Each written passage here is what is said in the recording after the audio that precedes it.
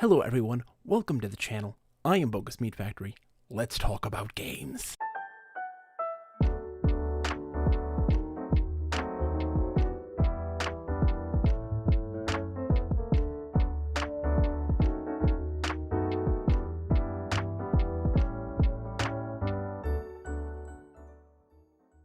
Now, it's the holiday season, and it is tradition for me to delve into a little bit of a guilty pleasure. I love to get into some games that are a little unorthodox, a little unusual. I love religious video games. Now, before we even get into this, I want to preface that my purpose and intent is not to disparage anyone of any particular faith. I love playing really bad religious games and kind of ribbing them, not because of religion, but just because of the absurd nature of them being in a video game. So please understand, I'm not trying to make fun of religion.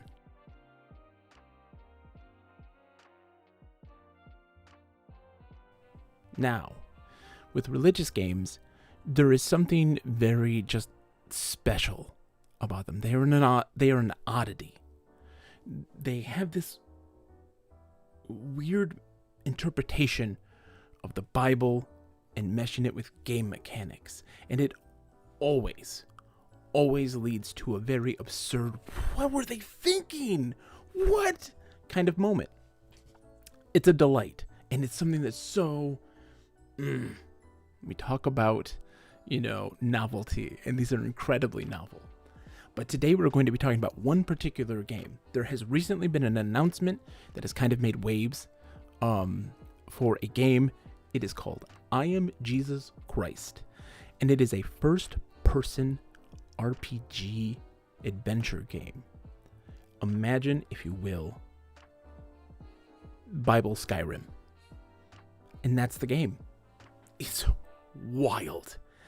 We're going to go through a demo, had released on December 1st, and the game is set to release sometime next year. We are going to go through the demo and talk about it and just revel in the just mind-boggling nature of this game. So please, on this very special holiday season, come join me, because we are Jesus Christ.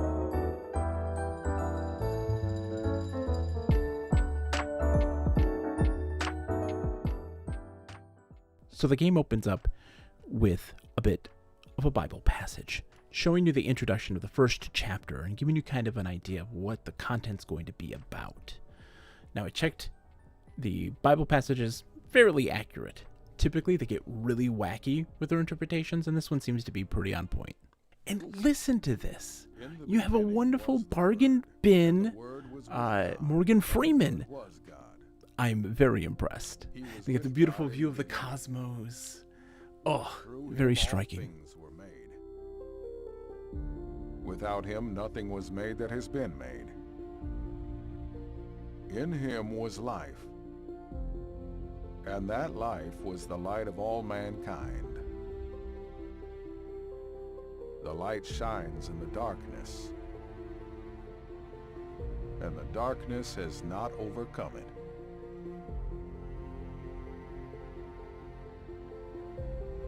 The Word became flesh and made his dwelling among us.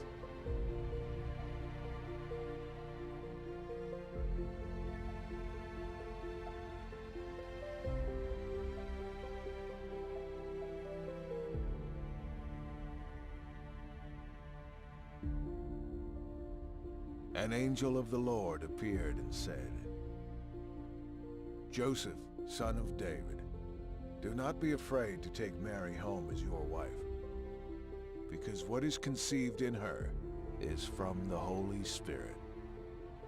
She will give birth to a son, and you are to give him the name Jesus, because he will save people from their sins."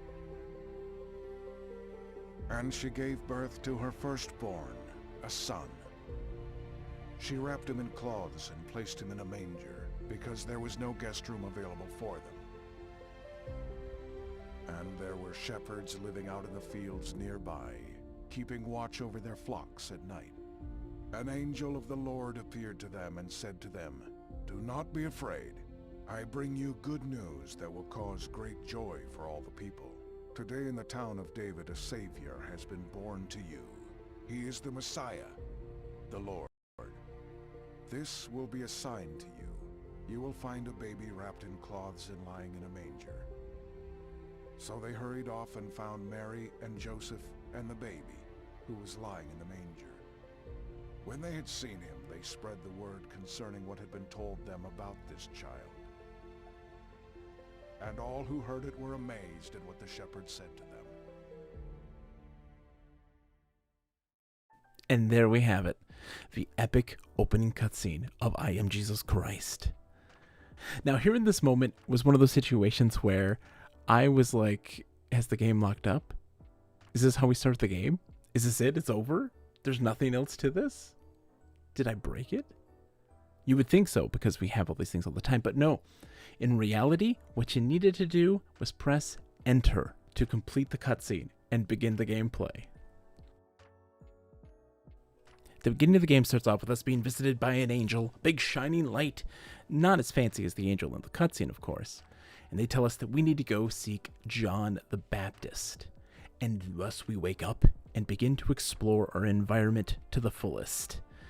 Now, one of the things that I was very curious about was like, how detailed are these environments going to be? And surprisingly, there's a lot kind of going on inside of these buildings. There is a lot of fruit and like, you know, little things here and there, but surprisingly very little to interact with besides doors. And I was a little bit disappointed that you couldn't pick up anything and such. You technically have an inventory system, but I mean, look at all these fruits and vegetables. We need to talk to our mom is our first goal. So we find Mary, our mother, and she tells us that the first option is to go into the market and talk to somebody there who might know something about John the Baptist. We have our normal stuff. We have our compass to help guide us in this situation, and of course, wonderful quest markers. And one of the first things that I wanted to do is immediately, as I do with like all these types of games, is really trying to push the boundaries of like what we can do. So I'm trying to open every door, trying to look in every window, and as you can see, empty. Nothing's there. Sadly, in those buildings. But I want to try to break the boundaries and try to see how far I can go. There isn't a map in the game in the very initial portion. I hit M and nothing happens. As you can see, we try to get to the northern limits of the game, and of course they're hit with invisible walls. And I figure that this is going to be very much the case as we progress. Hidden walls everywhere. And then these things hit with us. There's all these moments where just kind of a flash of light and fire and embers flit about as they get us with these, biblical passages. They don't necessarily always have relevance to what's happening, but we'll see how it goes as it progresses. So we find the guy who knows the person who knows the whereabouts of John the Baptist, and he's going to show us the way. I want to take note of the one guy here who says, "Oh, I know John the Baptist. I punched him in the face and I'll do it again," which I love. It's just so ridiculous. Like, he's so angry about it. As we enter Nazareth Market, I very much love and appreciate this sense of hustle and bustle, right? There seems to be a lot of people milling about, livestock everywhere. It seems to be teeming with life. But already we're starting to see the cracks begin to form. We're noticing that all of the character models have like one of 3 different faces and hairstyles, and they all start to meld together as just kind of one person. You can see that there's just very much budget in the situation. So we find the guy who knows the guy, and he doesn't know the guy. He tells us that we have to go to the house of the person who normally runs the fruit stand, and he'll give us information on where John the Baptist is. So we find the man's house, and he says that you have to go and find him in a wooded area near the Jordan River. And he likes to go do his baptisms during the day, so you need to get there early in the morning to prepare. When morning hits, your mom and dad say goodbye, and you head out into the open road to find John the Baptist. On the way there, you meet another villager who tells you that he had heard about your journey with John the Baptist, and he's going to provide you some food to help keep you there because it's a long journey and you'll get hungry. He also says that he has to go prepare for the market, and he wishes he could go with you, but he can't. And that's the end of chapter 1. And in reality, I found it incredibly dull. You're just moving from point to point. Is this what the game is going to be? Just a bunch of walking. And I have to understand exactly where the gameplay loop is. So we begin chapter 2. Cue another very enthralling cutscene that features a very, very wet John the Baptist. As chapter 2 begins, we're met again with the merchant who sent us on our way. And didn't he say he had to go and do his work? And now he's here. It doesn't make any sense. But he introduces you to the mechanic of hunger and gathering food in order to progress. And this is the first real game mechanic that we have in this game. All I've done is walk from point A to point B and over and over and over again. And this seems to be just the trend for this game. And I was really thinking, this is going to be it. This is all that we have. Just walking and talking. And I like this hunger mechanic, it doesn't seem to do anything. I stopped and waited for so long and it didn't go down. So what's the point of the hunger mechanic in the first place if that doesn't actually do anything? Well, we find John the Baptist. He gives us our baptismal, and cue the doves. Why are we floating in the air right now? What is happening? All we have to do is hold the left mouse button to pray and gain spirit. What for? What's the purpose? Why did it do it at this exact moment? I don't really know. This game is confounding. And that's the end of chapter 2. Like, what kind of chapter is this? Like, we literally walked for 5 minutes, did nothing but pick a couple berries because you wouldn't let me progress until I did pick the berries. And then we talked to John the Baptist, and that's it. That's the chapter. Is this how this game is going to be? Because if it is, it's very disappointing. We also come across one of our first major glitches. The cutscene ends, the screen goes to black, and after an extended period of waiting, again thinking that I've crashed the game, it replays the same cutscene before it begins actually loading the next chapter. Here we have Jesus talking to the devil, being tempted with riches and gold and all this and food, etc., etc. Look at the devil, by the way. I very much enjoy the bald head and crazy wacky demon behind him. So chapter 3 begins with us on day 37 of our fasting in the desert, as we have to go towards these points of light and pray in order to survive the desert. When we reach it, this is when we learn about combat. The game switches over into another plane of existence where an energy orb talks about how we can combat Satan. The game instantaneously just grinds to a screeching halt at 5 frames a second. And this is not because my computer is low quality. My computer is actually very beefy. Still, regardless, the game is so laggy here.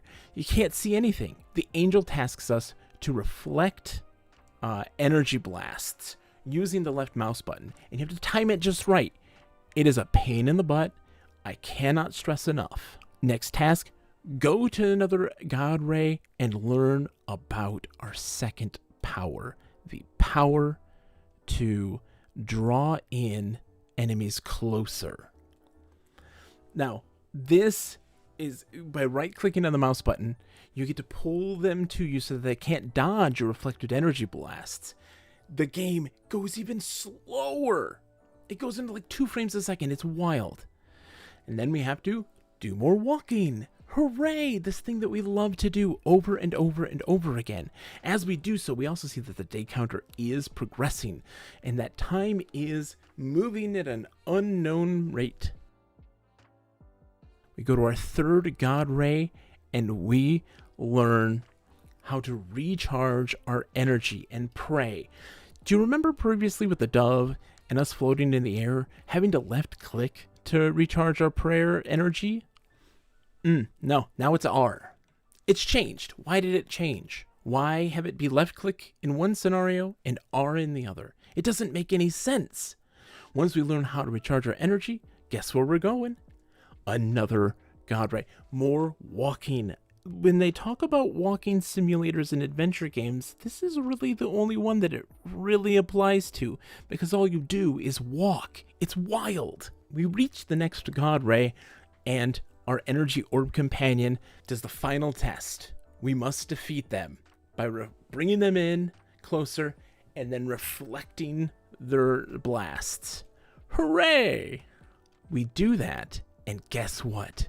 We are now confronted by Satan himself.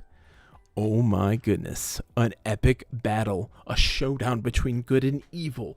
How epic must it be? It's the same thing. It's a light ball that we have to reflect projectiles from and draw them closer with our light rays. And that's it. That's the fight. He now, instead of being just a glowing orb, he's a little bit of a fiery orb. He tries to tempt you with his words. And of course, we don't listen. You don't have agency or choice. I would love to be in a situation where I could actually accept his offer and just see what happens. Let's get some weird alternate reality here. So in the hellscape, we're fighting Satan at 2 frames a second. And when we finally beat him, cue this amazing cutscene. Look, I'm not even going to comment on this. You need to just listen to this for yourself.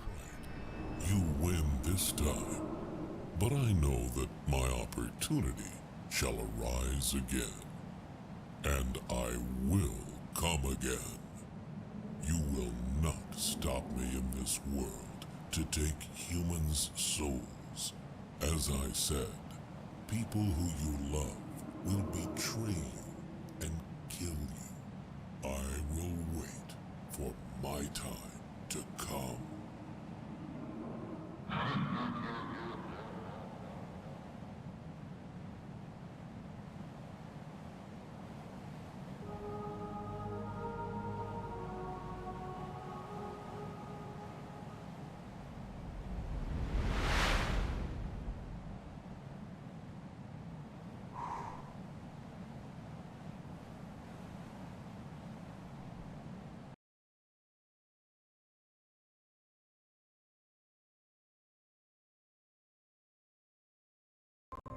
He won this time. But this will not stop me. I will go everywhere in this land. I will go into every city, into every corner of them.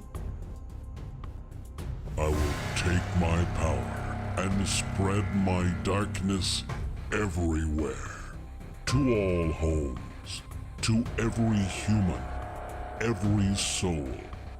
I will enter their bodies and put my diseases inside.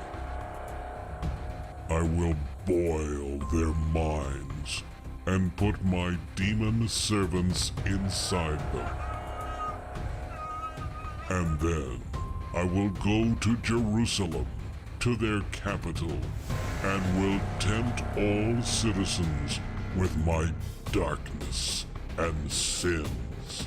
In such a way, they will stop Jesus and kill him.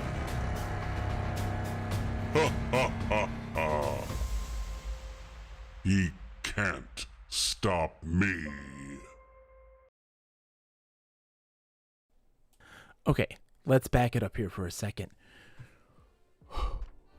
Why? I feel like Satan was doing air quotes about, and bring my diseases to them. Like, what?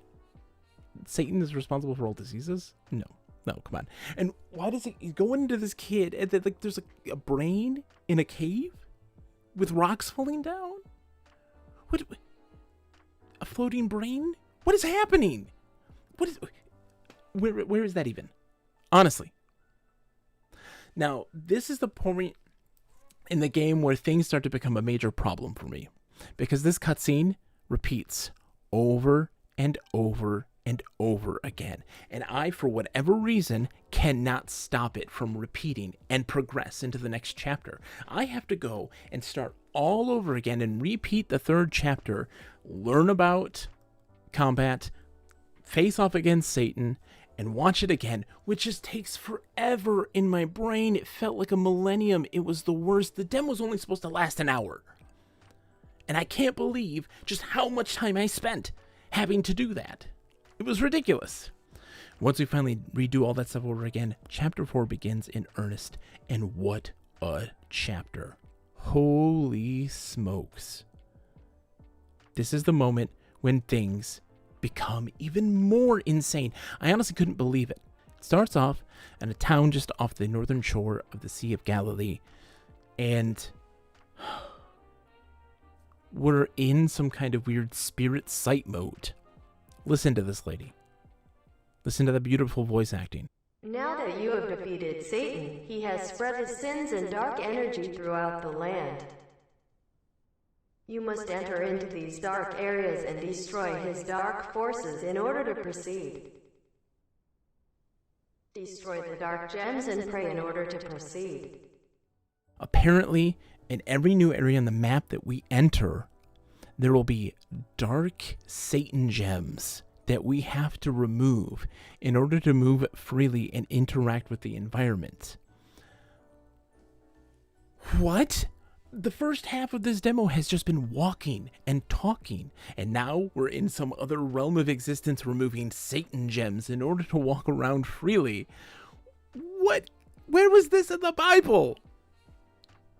So you remove the gems, and now your map, a portion of it is clear by the Sea of Galilee. And what purpose it is, we don't entirely know, but we see in the map that there's multiple other dark areas. And I'm like, are we going to visit these places now? I thought this was a demo. Things are becoming much bigger. And the game urges you to go on towards another series of God rays. Enter the God rays, and physics puzzles. That's right. Not biblical stories, not another battle against the devil. Physics puzzles. The physics puzzle is easy enough. You step on a little platform in order to spawn the puzzle itself. What you're supposed to do is place a box onto this thing so that you can actually walk up this ethereal ladder. It's normally able for us to do that. Like, we can walk up it, but I had no clue because it doesn't tell you any of this. I pulled a plank in order to pull myself up there, then grabbed the plank and used it to cross. But it disappears all of a sudden. Why did it disappear? It reset itself. Because of course it did. This makes perfect sense. I work on trying to pull the thing towards me over and over again, and it's incredibly finicky because we need this in order to get across. We get it on, we make it across, enter the portal. Why did you make me do this game? What was the purpose and intent? To give me the new ability interaction. Well, what does that even mean? Do I now have telekinesis abilities? No, you don't. Spoiler alert, you don't. You don't utilize telekinesis at any point in this demo. What was the goal of this? I'm so insanely fascinated by what this game is trying to present. Now, the game tells us that we have to go meet the fishermen by the dock. I don't want to do that. I'm looking around and I'm feeling a little Todd Howard, a little Bethesda in me. I'm seeing these mountains in the distance, and I want to see again if I can break the barriers. I can see if I can hit that invisible wall that's going to stop me from progressing and push me towards those fishermen again. And guess what? There isn't an invisible wall. I keep going. I keep walking for a very, very long time. We come across a little town, a little village that is almost completely submerged in water. I don't understand why the village itself is submerged, like ankle-high water. Was this planned? Was this something they designed intentionally? I have no idea, but I wanted to test to see if Jesus could walk on water. And so I set out into the sea itself. And guess what happens? you fall underneath the water. You're not swimming. There's no swimming animation. You're not walking on the water. You're just walking on the sea floor as if nothing's wrong. Why do this? You're doing a demo. At least block us off then. But then I get this idea. What if I go over to those mountains? I want to go to those mountains. Will it let me? How far can I push this game? And the answer? Incredibly far. And as I walk across the bottom of the seafloor, I sit there and I wonder, I contemplate, what is the goal of this game? What are we trying to do? Is this meant to be a literal translation of the Bible, like the first beginning portions of the game is, of just simply walking from location to location and interacting with an NPC? But then we have this moment here where we have to eradicate and cleanse these Satan gems in order to interact with the environment and reclaim that space. And the physics puzzles, what's the point of this? And I have to sit there and wonder, what are the influences of this game? What is inspiring them? And two real major ones come across. The first, of course, is Skyrim. I mean, just the way the game is presented, the NPCs, just the way you move around and interact with the environment, it feels very Elder Scrolls. But the other thing, Breath of the Wild. And now you may be wondering, what the heck am I talking about? But really think about this for a second, the God Rays. And as we continue to progress through this demo, you'll see that the physics puzzles will pop up more. They are the shrines in Breath of the Wild. They are the challenges in the game for the players to interact with.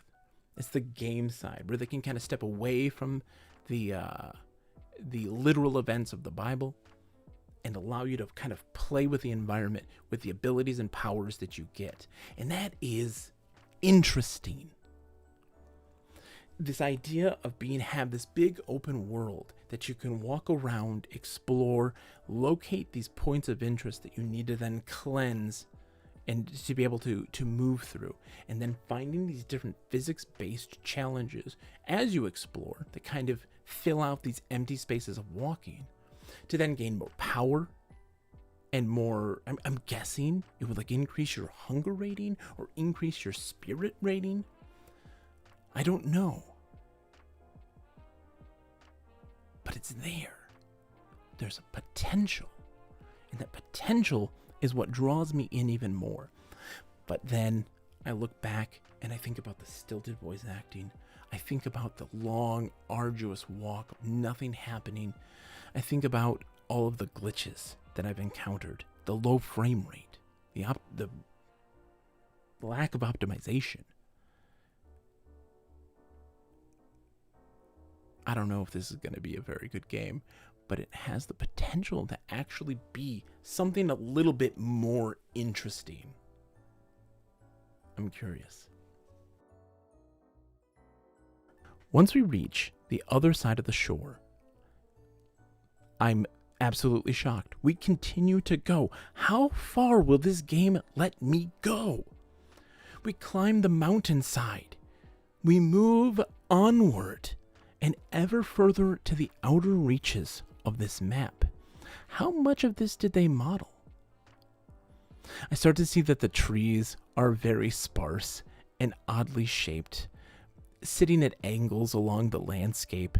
These sorts of things do not show signs of a handcrafted nature.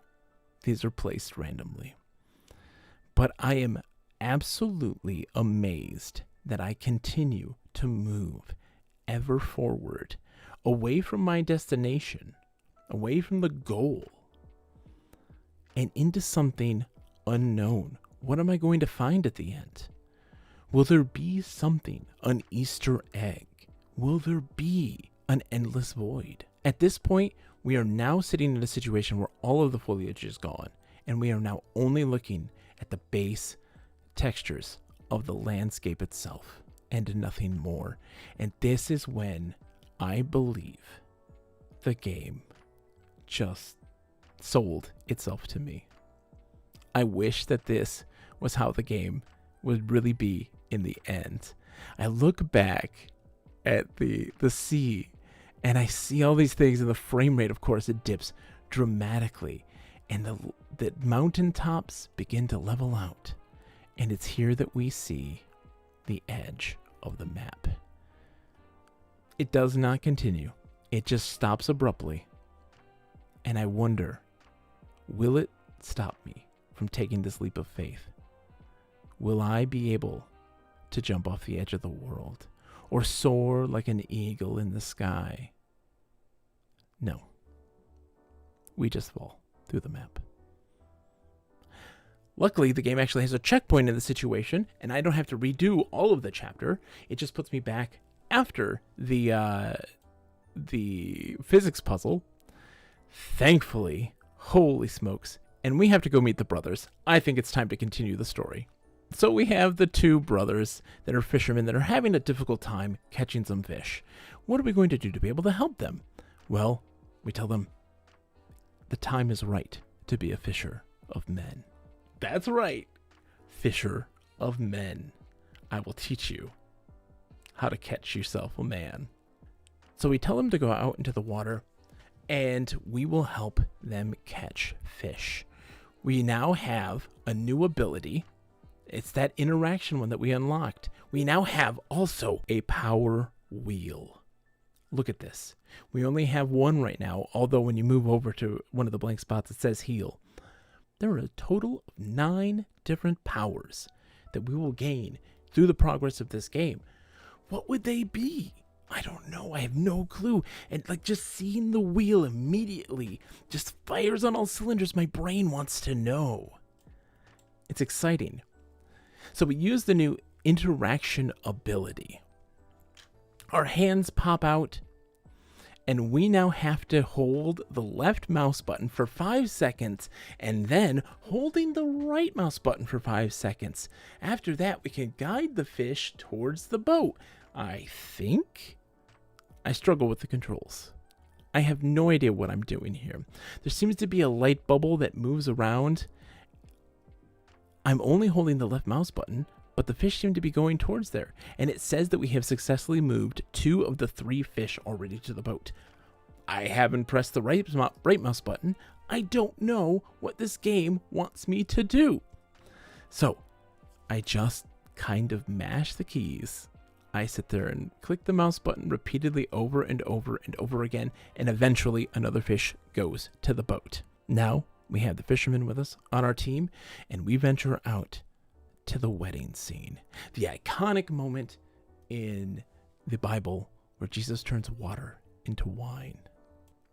But before we do all of that, guess what we have to do? Cleanse ourselves some Satan gems. You clear out the Satan gems by just holding the left mouse button. Now that we have cleansed all of the Satan gems, we now have access to another God Ray challenge, the second one that we have encountered. This one's a little different. Now it talks to us about pressure plates. We touch the pressure plate, it brings up a light.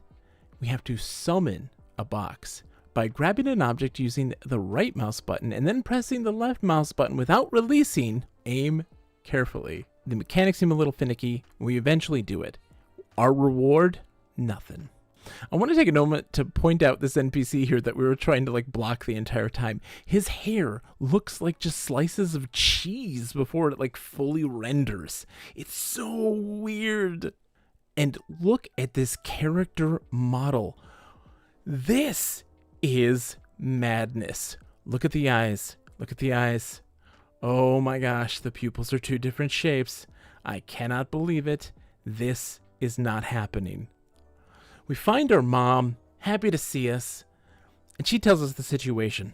I'm glad you could make it, but I'm afraid the wedding appears to have a small issue. There's a man who appears to be in need of assistance. I'm not sure what to do. We tell the party planner to bring all the jars of water onto the stage. He has no idea what's going to happen, and we keep insisting, I will take care of it. fade to black and fade back in for some unusual reason, and it says enter Holy Spirit mode using the tab button and select the object interaction power. We do so, we walk over to the jars of water, and all we have to do is first press the right mouse button and then holding the left mouse button while in front of a wine jar to do it 3 times in order to complete the miracle. It doesn't make a lick of sense, but once we hold it down, the lights light up into a pattern, and huzzah! The water has turned into wine. We're bathed in golden light as everybody just kind of stares at us. The lighting lost its mind and glitched out. And the party planner says, I don't understand what's happening. And we say, I told you I will take care of it. Now, the party planner takes us to the groom. And the groom is... Just listen to this dialogue. This is amazing. Hello? I'm glad you could make it. I'm a bit embarrassed though. I have gotten word that we have run out of wine. Jesus managed to get us wine. Let's go and try it. It's the best wine I've ever had. Well, I'll be the judge of that. Let's go try it. Brilliant voice acting. The groom asks us, what did we do to make it so good? The answer? I said I'll take care of it. The threatening dialogue from Jesus really kind of just sells it, you know? After the party is over, that's the end of chapter 5, and chapter 6 begins the final chapter of this demo. It begins in earnest. We are met with a centurion who asks us to heal his son, who is sick. So what do? Using the healing power, we teleport our spirit into the body of the child, into his bloodstream. Look at this environment. Would you ever imagine in your entire life that you would be here in the bloodstream of a child? Red blood cells flitting about around you. The walls. Can you imagine this? We are now told to clear the viruses by pressing the left mouse button in front of the viruses. And here you have it. Large viruses that you eradicate to completion in order to heal the child. This is madness. Why would they think that this... Ugh. I want to make a game where you play as Jesus Christ. You go into the blood vessels of a small child, and you go and destroy large viruses. What kind of game is this? This is like Dr. Mario on crack. Who thinks that this is... If I were to show this to anybody and be like, hey, guess what game I'm playing? They'd be like, I don't know, Inner Space? No, I'm playing I Am Jesus Christ. Once we've eradicated all 4 viruses inside of the son, he is magically healed, and the centurion goes back home and finds out that his son is healed. But he's wary still. He's like, did Jesus really heal my son? And he asks a very important question. Just listen. When he inquired as to the time when his son got better, they said to him,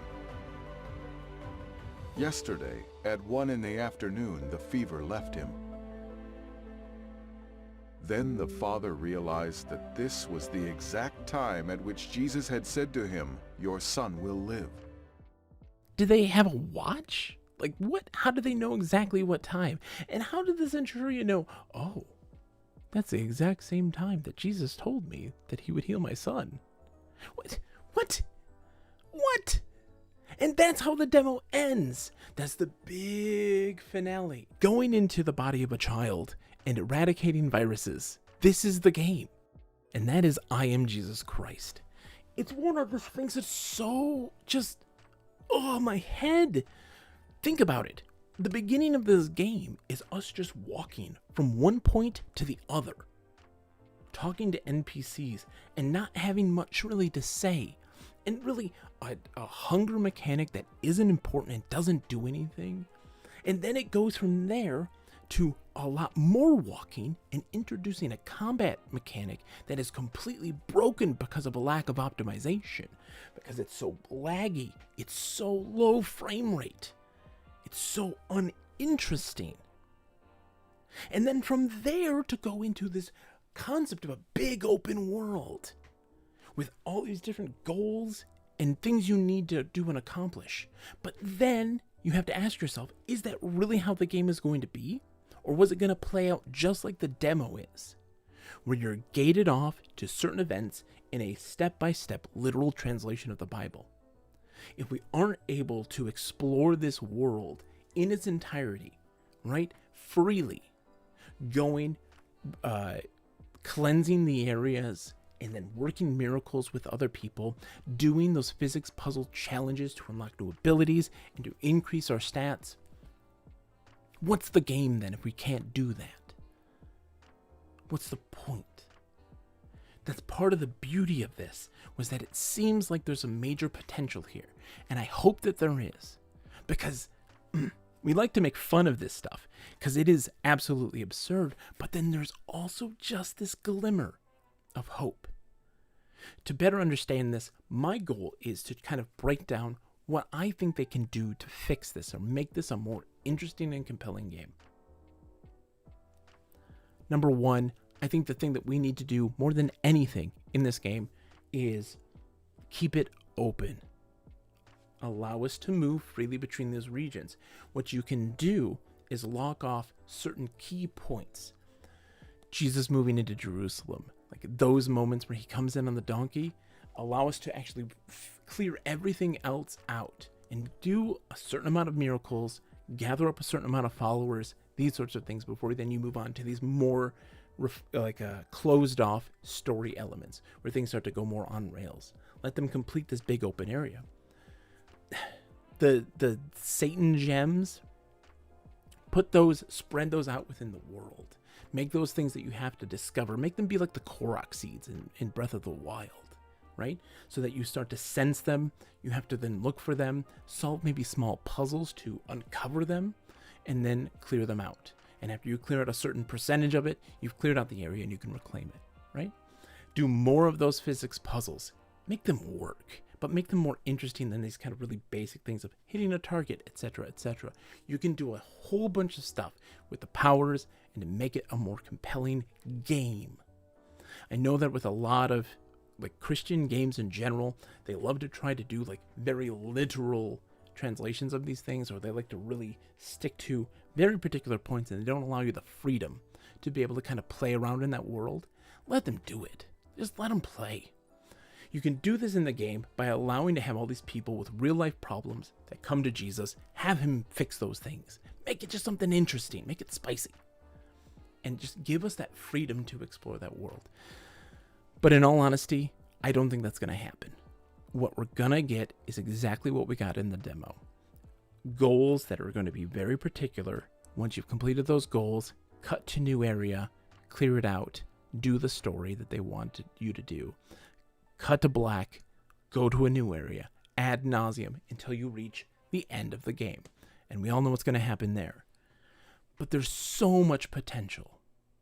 So much potential for actually like an interesting game. And I always like to laugh at a lot of this stuff, but in reality, this game in particular has potential. Will it achieve it? Absolutely not. But it could. It could. And that would be a miracle. That's our episode today. I want to thank you all for coming in and watching. I greatly appreciate your time. If you have any really interesting religious games or any weird and wild games that make you go, what were they thinking? Put them in the comments. We'll highlight it in the next episode. I want to thank you all once again. I am Bogus Meat Factory. Have a wonderful holiday. And as always, take humor. Take care. Bye.